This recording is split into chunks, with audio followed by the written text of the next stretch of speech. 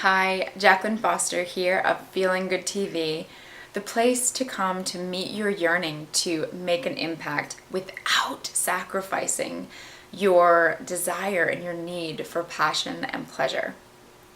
My question for you today is, how often do you make yourself or other people wrong for something that they did? And more specifically, I'd love to know how often you use the words either out loud or in your head, "you should feel bad." Ouch, right? Those words, "you should feel bad," they're meant to sting. They're meant to be ouch. That's what they're intended for, right? So what I want to talk about today are two really important things. One, to give you one huge reason why it's not worth holding on to those feelings and those thoughts. And two, I want to show you how to take yourself to the energetic ER. And so first, I want to give you an example of why and give you this reason so you can really check in and create awareness for yourself, and then give you the exercise. So first, yesterday I had this experience where I got annoyed at someone, and it was really, didn't have a lot to do with me, but it was something that just came up during the day and I got aggravated with it. And I caught myself saying in my head, intended towards this person, "you should feel bad." And what I realized is initially that felt very seductive. Yes, I'm right, they're wrong. But what I realized was that in feeling and in thinking those things, what happened is I was literally draining the energy that I wanted and needed to do things during the day. And I was giving them away to this thought that I needed to be right, or that I was right and that they were wrong. So I wasn't getting things done. Okay? This is a really, really important thing to remember and check in with yourself. When you are making people wrong and yourself right, are you still able to keep your energy? Most times what I've found is when I'm trying to make myself right and someone else wrong, I lose my energy. My energy becomes drained, and that is not good. That is not helpful for me. One, making an impact, and two, feeling good about what I'm doing. So I really highly encourage you, if there's anything that you just get from this video, to one, check in with yourself and ask yourself, when you are spending time making other people wrong or saying that other people should feel bad, are you able to get everything that you want to get done? Really important question. And what I've found, as I mentioned, is you don't get things done. You waste time thinking about that and kind of ruminating and making a story about why they should feel bad and kind of giving your energy. Carolyn Mace says it in an excellent way, that we have these energetic bank accounts, and when we're living in the past of what something happened, or we're feeling any type of negativity towards what someone else is doing, we are just draining our energetic bank account.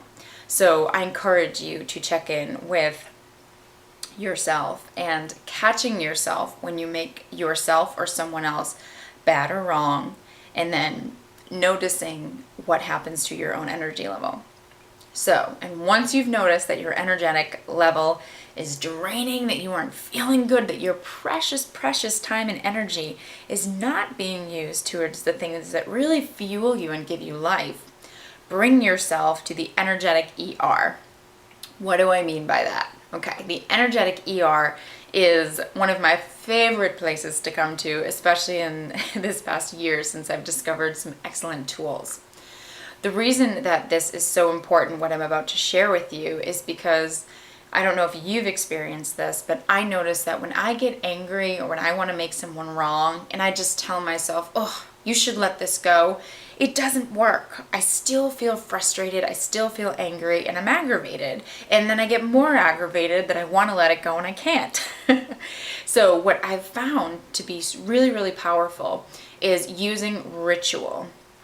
And this energetic ER is creating a ritual for yourself to let it go.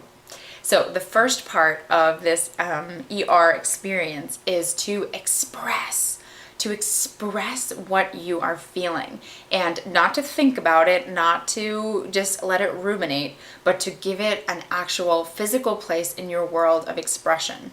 My two favorite ways to do this are through writing and through dancing. So if it's through writing, I might write a letter to that person, just expressing all of the ways that maybe they're annoying me, they've hurt me, anything like that, whatever it has to do with, getting it all out on paper. And yeah, just letting it out, giving it a space without judgment, allowing yourself to feel hurt, to feel ache, to feel frustration, whatever emotion comes up, allowing yourself to do it and just get it on the paper.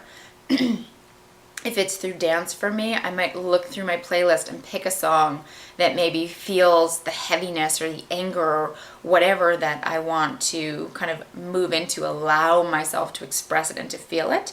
And then I allow myself to move with it, however my body wants to move. It takes a little practice, but doing it by shifting away from the thoughts and into your body as you either write or dance or whatever other form of expression you enjoy, let it move out of your head and let it just have a place.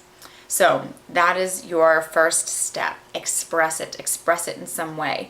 If this is new for you, I recommend using writing first. Writing is a great tool where you don't have to think too much about other creative ways to express. You can just write a letter to the person saying, "Dear da da da da da, these are all the ways I feel hurt, frustrated, annoyed. This is what I'd like to do with this. I just want to let this go." Just get it all down. So that's your E. Your E is expression. Your R is release. So if it's for the letter, that might mean flushing it down the toilet. That might mean burning it. And then just letting it know that, you know what, universe, I'm letting this go. I know this doesn't serve me. I'm letting it go. For your dancing, it might mean choosing a second song that really expresses for you a release and a sensation of letting go. There's so many ways to do this. These are just two that I really, really enjoy and love, so I wanted to share those with you today. So check in with yourself. When you're making other people feel bad, I encourage you to really ask yourself, is making other people feel bad or telling yourself that they should feel bad helping you in any way? And two, take yourself to the energetic ER and practice this ritual of expressing and releasing, getting out of your head and into the experience of your body and letting it feel into any discomfort. My big recommendation with this is if it's for another person or has to do with another person, it's not about them. Let it go and bring it into your own expression. And that's why a letter or some type of art is a great way to express, because it just allows you to feel into it and release it, because often there's so much wisdom that we can find out about ourselves and then experience this amazing release of letting it go in this ritual type way. I'd love to know what you do as well when you feel like you're wanting to make other people wrong or feel bad. What do you do in order to release that? I'd love to hear it. And if you enjoy this video and you want to check out more, you can come find me at JacquelineLaceyFoster.com, and you can also find me on hertube.tv. Wishing you an amazing day and looking forward to sharing more with you. Thanks so much.